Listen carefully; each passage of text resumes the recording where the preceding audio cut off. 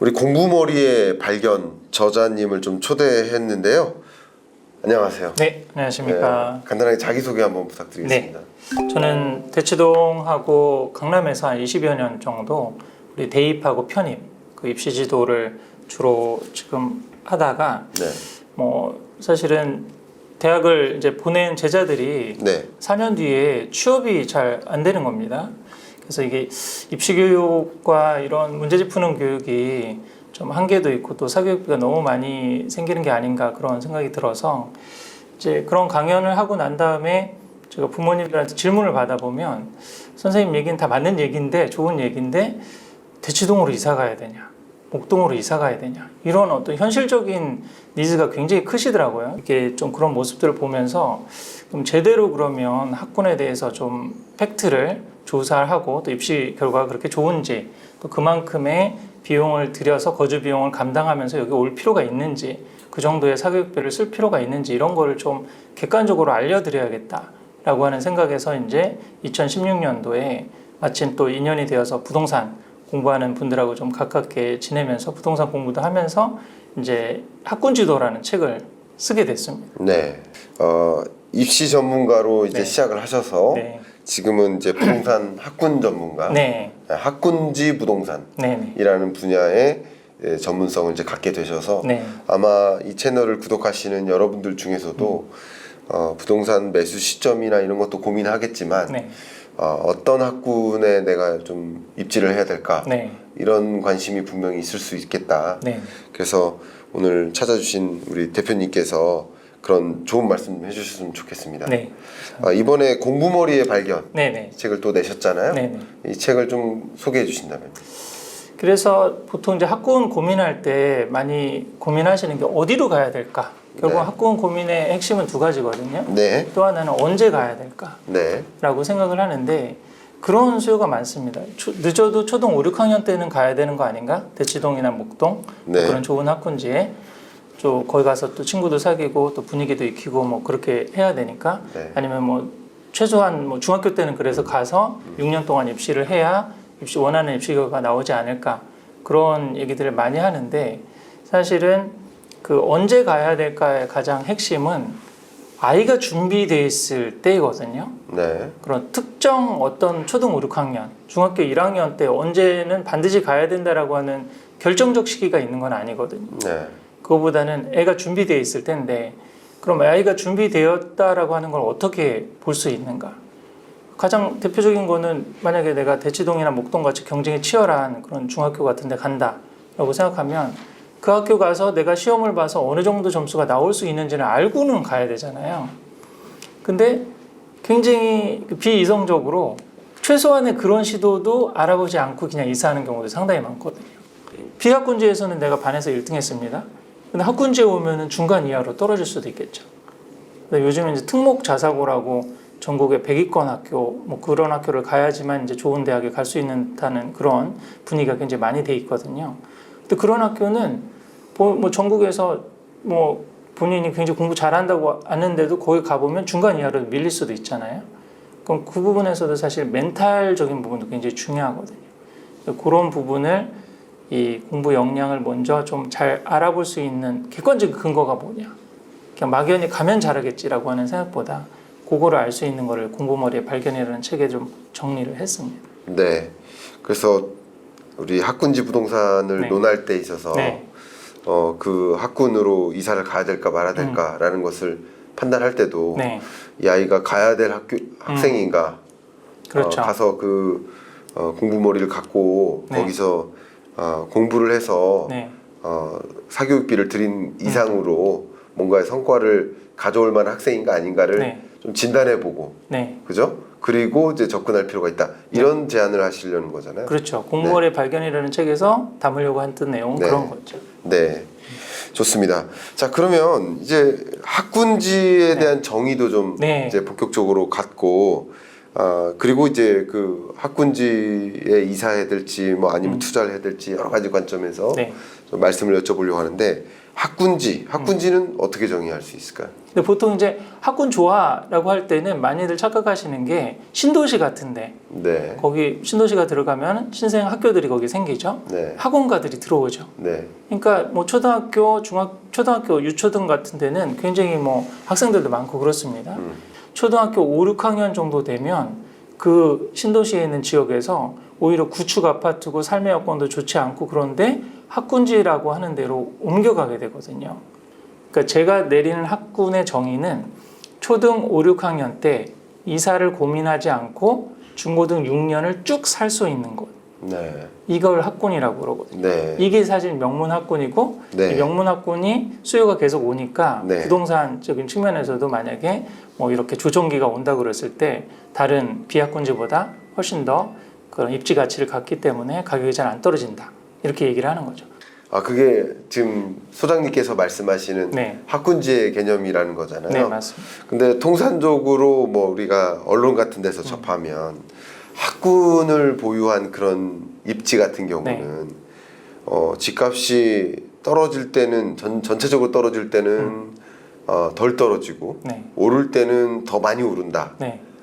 이런 어떤 기사들도 많이 접한 것 같아요. 네, 네. 그리고 아마도 그런 통상적인 이해를 갖고 계신 거라고 네. 생각이 되는데 소장님은 어떻게 보십니까? 네. 그런 질문 굉장히 많이 받거든요. 네. 그래서 제가 하나 예. 조금 질문제도 있어서 한번 답변을 하나 좀 정리를 한번 해봤습니다. 네. 그래서 우리 대치동이 가장 유명한 학군이잖아요. 거기에서 이제 굉장히 유명한 학군 아파트 중에 하나가 도곡 렉슬이라고 하는 아파트입니다. 근데 이 아파트가 우리 2007년, 8년이 그때 버블기라고 좀 그렇게 얘기를 했었죠.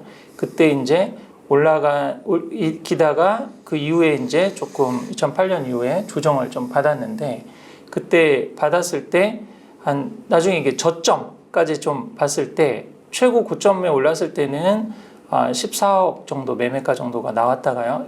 평형은 우리 30평형대 전용 면적 84년 기준입니다. 한 10.7억으로 한 26% 정도 하락을 했거든요. 근데 이제 같은 지역에 도곡동의 같은 지역에 여기는 학군 선호도가 좀 떨어지는 아파트거든요. 세대수도 조금 이제 적기도 하지만 뭐 단순 비교는 하기는 좀 힘들긴 하지만 그때 좀 조정기 때 하락폭이 한 9% 정도 떨어졌었습니다. 근데 지금 이제 상승기 때 2017년부터 이제 오르기 시작해서 2022년 이제 고점이 이제 있을 때가 31억까지 올라갔거든요. 같은 아파트가. 네. 근데 근데 이 상승폭을 보면 142% 정도 올랐는데 네. 그 상습 초입보다. 근데 여기에서는 지금 176% 정도. 보통 이제 대장 아파트가 금액이 크기 때문에 훨씬 더 상승률도 크지 않을까라고 생각을 하는데 현실적으로는 사실은 오히려 저평가됐던 아파트 아니면 주변부에 있었던 아파트들이 또 같이 대세 상승기에는 더 오르면서 이렇게 올라가는 모습을 보이죠. 근데 지금 이번에 이제 조정기 있지 않습니까? 근데 이게 이제 바닥인지 아닌지는 사실은 이제 잘 모르고 다시 더 내려갈 수도 있고 이제 그런데요. 지금 31억이던 아파트가 지금 도곡 렉슬 같은 경우는 매매가 기준으로 해서 25억, 가격 기준은 KB국민은행 시세입니다. 실거래가가 아니라. 그래서 한 5.8억 정도가 빠졌거든요. 그러면 고점 대비 한 18% 정도가 빠진 건데 지금 이 비학군지의 아파트라고 하는 데는 0.8천만 원 정도 빠져서 하락폭이 좀 적죠. 그러니까 요것만 딱 보고 우리 지금 학군 아파트는 상승기는 더 많이 오르고 하락기는 덜 떨어져라고는 단편적으로 얘기는 하기는 좀 쉽지는 않은 거죠. 근데 이제 대치동도 그렇고 목동도 약간 목동은 이제 상승폭은 학군 아파트가 훨씬 더 오르고 하락폭도 여기 좀 방어가 되는 모습은 또 보여주긴 합니다. 목동은 아까 말씀하신 그런 이제 통용되는 얘기들. 학군지는 오를 땐 더 많이 오르고 떨어질 때는 안 떨어져라고 하는 게 목동에서는 조금 많이 적용이 되는 거죠. 근데 요거는 이제 미시적으로 세부적으로 들어가면 다 이유가 좀 있기는 합니다. 대치동 같은 경우는 가격이 높기도 하고 또 만약에 학군 이사를 할 때 대치동은 너무 치열하기 때문에 여기 들어가서 우리가 잘 견딜 수 있을까라고 하는 그런 두려움도 사실 있거든요. 그래서 근데 이 목동 같은 경우는 그 주변에 우리 뭐 영등포라든지 아니면 그 일대에 나름의 학군의 대안이 그렇게 많지가 않거든요. 그리고 또 이쪽 그 서부권에서도 인천권에서도 그렇고 그래서 아무래도 더 수요가 실질적으로 그리고 가격도 대치동에 비해서는 훨씬 더 싼 편이죠. 그러니까 가격도 우리가 감당할 수 있고 우리 뭐 부동산에서 PIR 얘기 많이 하지 않습니까? 우리 감당할 수 있는 집값이고 또 어느 정도 학군의 메리트도 있는 데만 가자라고 하는 수요가 있을 수 있으니까 네. 이런 모습이 나타나기도 하죠. 또 이제 신도시 가장 대표적인 분당도 한번 살펴보면 분당의 학군 아파트라 약간 비학군지에 있는 아파트입니다. 하락기는 한 26% 정도 동일하게 떨어졌는데 상승기는 또 학군지가 훨씬 더 많이 오르는 모습을 좀 보여주고 또 이번에 하락할 때도 오히려 지금 비학군지에 있는 학군보다 조금 더 덜 떨어지는 모습을 보여주기도 하죠. 네. 그래서 어떻게 보면 지금 그 통용되는 그런 얘기들이 지역마다 조금씩 다를 수가 있거든요. 지역적인 특징이 있기 때문에 그냥 언론에서 이렇게 나오니까 예.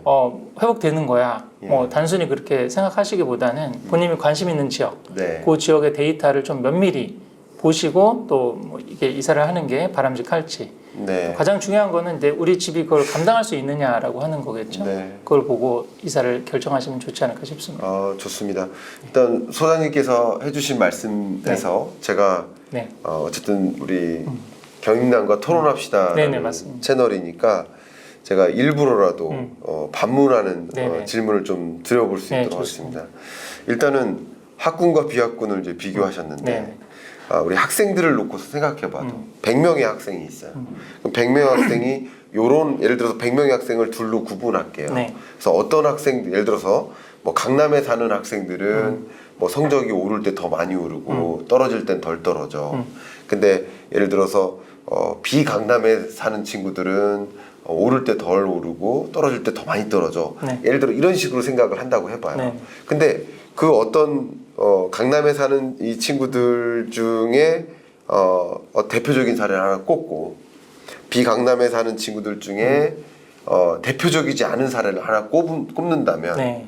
말씀하신 대로 오를 때 유독 더 성적이 오르는데 오를 때 비강남이지만 더 많이 오르는 학생이 있을 수도 있거든요. 네, 상승률이 더 클 수 있죠. 그러니까 그런 특정한 케이스를 선정하는 게 아니라 이제 학군과 비학군 간의 어떤 경향성을 파악할 때는 전체적인 대표성이 있는 그 사례를 꼽는다 하더라도 네.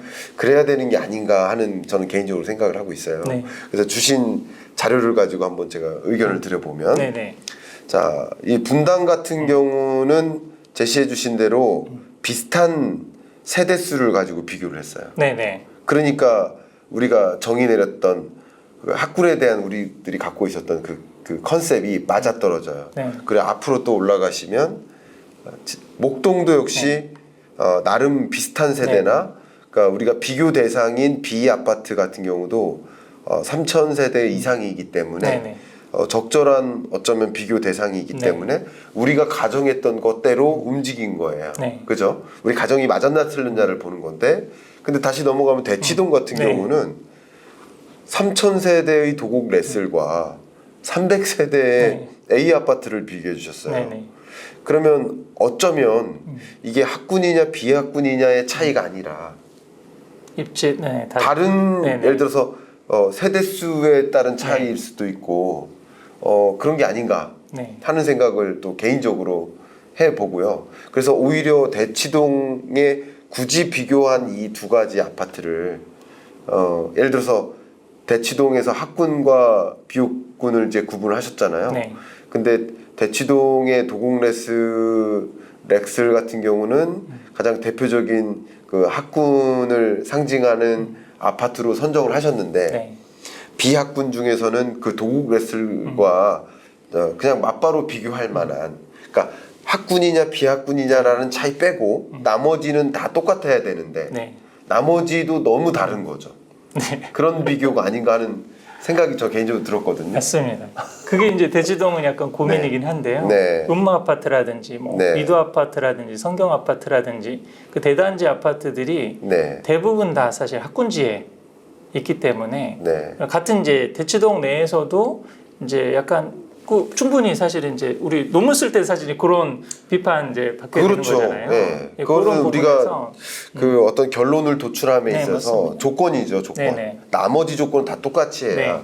학군이냐 비학군이냐 요것만 다르고 나머지 조건은 다 똑같이 해야 네. 이 가격 변화의 학군이냐 비학군이냐의 차이에 따른 가격 변화를 보는 거지. 맞습니다. 이거 학군이냐 비학군이냐에 대한 가격 차이가 아니라 이건 세대수에 따른 차이라고도 볼 네. 수 있는 거죠. 그래서 저는 이렇게 제시하는 게 맞는가 하는 네. 그런 생각이 맞습니다. 들어가지고. 그거 제가 각주 처리를 하고 네. 사실은 그 부분은 이제 같은 대치동은 어떤가요? 라고 하는데 네. 대치동은 비학군지가 별로 없습니다. 그 변들이 외곽에 있는. 그러니까요. 네. 그러니까 더 저는 네. 개인적으로 대치동 하면 다 학군이지. 대치동 중에 어떤 특정 지역은 비학군이다? 그러니까 라고 정의 내릴 수가 있을까? 이 학교가 이제 예. 학교랑 이제 보통 이제 학군 얘기할 때 학학주 근접을 얘기하거든요. 네. 걸어서 학교랑 학원을 갈 수 있는 아, 근데 거리에 네. 걸어서 갈 수 없는. 거리에 예. 좀 이 아파트는 있는 거죠. 어쨌든 제가 네. 반문도 예, 드렸습니다만 좋습니다. 우리 소장님께서 제시해 주신 내용 중에 이런 것들인 거예요. 결과적으로는 아 이게 학군이라고 해서 그리고 학군이 있는 그 위치라고 해서 반드시 오를 때 더 많이 오르고 네. 떨어질 때 반드시 더 떨어지는 건 아니다. 그렇죠. 네, 그것은 우리가 충분히 이해하고 네. 학군지를 선택하는데 각각의 그 지역들을 명확하게 정밀하게 분석할 필요가 있다. 맞습니다. 그 말씀인 거죠. 네네. 그 말씀에는 저도 공감합니다. 네. 당연히 그럴 거라고 생각이 되고요. 예.